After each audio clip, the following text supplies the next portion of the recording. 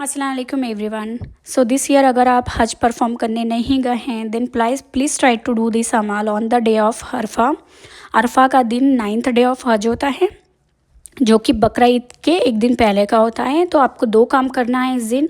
पहला तो रोज़ा रखना है जिसके जो बेनिफिट्स हैं आपके 2 साल के गुनाह माफ़ हो जाएंगे। और आपको एक फजर की नमाज़ के बाद जब पूरी तरह से सनराइज़ हो जाए उसके बाद आपको 2 रकात नमाज़ पढ़नी है नफिल। उसके बदले आपको पूरा एक हज और उम्रा के बराबर का सवाब मिलेगा। तो इसको किस तरह से करना है, रोज़े के बारे में हमारे प्रोफेट सल्लल्लाहु अलैहि वसल्लम ने फरमाया, अरफा का रोज़ा पिछले साल और आने वाले साल के गुनाहों का कफ़ारा बन जाता है, यानी 2 साल के आपके गुनाह माफ़ हो जाएंगे। और सेम डे अरफा वाले दिन ही आपको फ़जर की नमाज़ पढ़नी है। इसके बारे में हमारे नबी ने फरमाया, जो शख्स फ़जर बाजमात पढ़ता है फिर सनराइज़ तक अल्लाह का ज़िक्र करता है और फिर 2 रकात नमाज़ पढ़ता है, उसको हज और उम्रा के बराबर का अजर मिलता है। तो अगर आप विमेन हैं, आप मस्जिद नहीं जा सकती, जमात से नहीं पढ़ सकती है, तो आप घर पे ही फ़जर की नमाज़ पढ़िए। और सनराइज़ तक usually it will take 20 to 15 minute, मतलब 15-20 मिनट टाइम में ही वो सूरज पूरी तरह से निकलता है।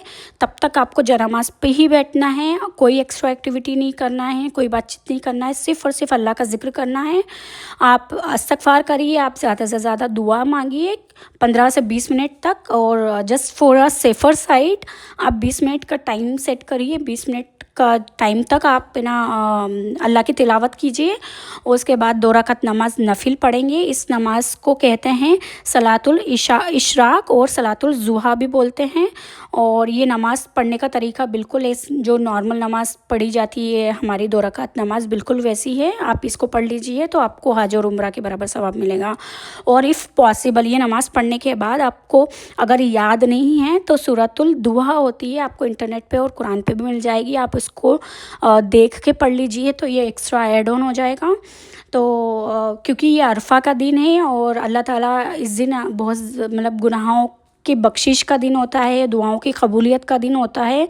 तो इस दिन हम जब रोज़ा रख रहे हैं तो हमारे गुनाह भी माफ़ हो रहे हैं। और हम सलातुल ज़ुहा ये किसी भी दिन पढ़ी जा सकती है, पर अगर इस दिन पढ़ी तो हमें हज और उम्रा का जो अरफा का दिन है उसी दिन ही हमें हज और उम्रा का सवाब मिल रहा है। तो इससे बढ़कर और क्या दिन हो सकता है। तो अल्लाह ताला हमारे दुआओं को कबूल फ़रमाए, हमारे गुनाहों को माफ़ फ़रमाए। और मुझे भी आप लोग प्लीज़ माफ़ करना अगर मेरे से अल्फाजों में कोई गलती हो गई हो या कोई वर्ड क्लियर नहीं हो।